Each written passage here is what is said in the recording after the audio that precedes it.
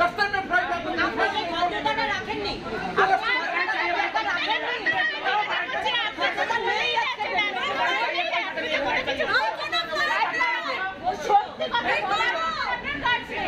flight तो cancel हो बोली कैसे दिया अभी क्या गुवाहाटी का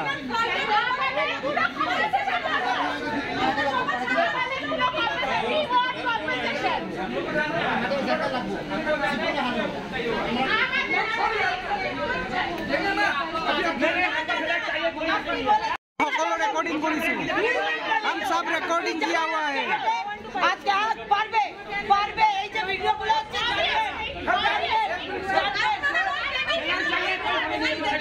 আপনারা পেমেন্ট দেবেন नहीं रूम में नहीं जाना आपको बड़ा करना पड़ेगा बड़े जो क्या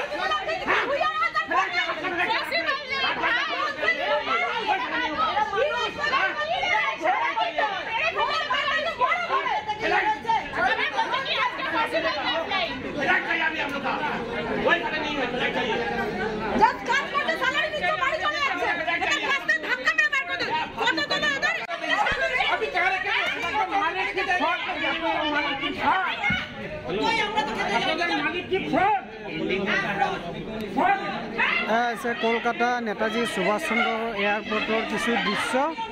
এখন ফ্লাইট আছিল 3:10 বজাত আৰু 3:10ৰ পৰা তেওঁলোকে ক'লে 5টা বজাত তাৰ পিছত ক'লে 6:30 বজাত অৱশেষত প্ৰায় 5-6 ঘণ্টা ফ্লাইটখন লেট হোৱাৰ কাৰণে সকলো ৰাইজে এনেদৰে জবাবদিহি কৰিছে স্পাইচ জেটৰ কৰ্তৃপক্ষক কাৰণ এই ফ্লাইটখনত বিভিন্ন ধৰণৰ বয়সীয়াল তথা মহিলাকে আদি কৰি বিভিন্ন ধৰণৰ আপোনাৰ যাত্ৰী আছিল কিন্তু হঠাৎ তেখেতসকলে এতিয়া তেওঁলোকৰ ফ্লাইটখন কেঞ্চেল কৰিম বুলি কৈছে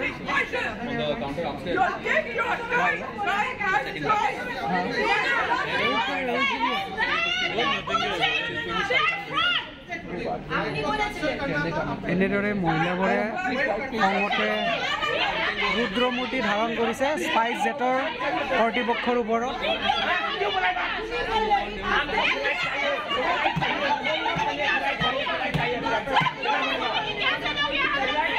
এয়া কলিকতাৰ নেতাজী সুভাষ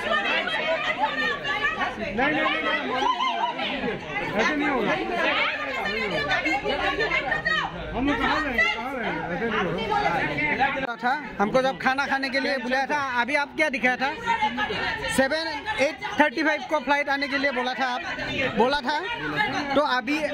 अचानक मैं सबके सामने यही आपको बोल रहा हूँ कि गुवाहाटी में लैंडिंग नहीं मिल रहा है वजह से हम बार पूछा था कि फ्लाइट तेजपुर से कोलकाता तक आएगा कि तेजपुर से गुवाहाटी तक आएगा हम बार पूछा था सर कि तेजपुर से कलकत्ता आएगा हाँ कलकत्ता से गुवाहाटी जाएगा यही बोला आपको हाँ आपको नहीं सबको यही बोला हाँ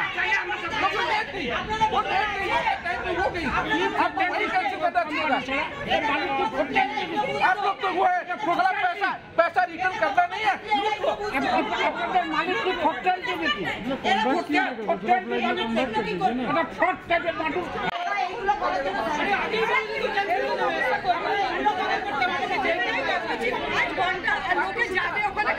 বুক আছে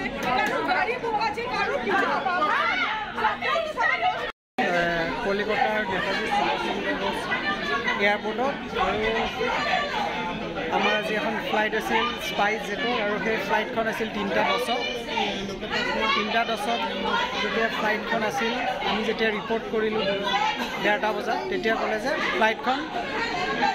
5টা বজাত যাব তাৰপিছত আমি তেনেদৰে ৰিপৰ্ট কৰিলোঁ 5টা বজাত তাৰপিছত আকৌ ক'লে যে ফ্লাইটখন ডিলে হ'ব 6:15 যাব সেকেন্ড টাইমৰ কাৰণে টাইমিং চেঞ্জ হ'ল তাৰপিছত থাৰ্ড টাইমৰ কাৰণে ক'লে যে ফ্লাইটখন 7:15 যাব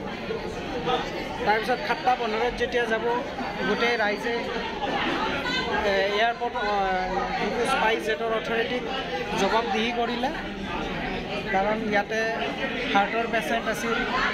বয়সীয়াল পেচেঞ্জাৰ আছিল মহিলা আছিল গতিকে এই সকলোবোৰ যাত্ৰীক এনেদৰে ৰখাই থয় পিছত তেওঁলোকে কি কৰিলে সকলো যাত্ৰীক খানা খুৱাই এটা কাম কৰিব দিলে যে 8:35 8:35 ফ্লাইটখন আহিম বুলি ক'লে 8:35 যেতিয়া ফ্লাইটখন আহিম বুলি ক'লে তাৰপিছত এতিয়া হঠাৎ কৈ দিছে যে ফ্লাইটখন কেঞ্চেল হৈছে আৰু এনেদৰে স্পাইচ জেটে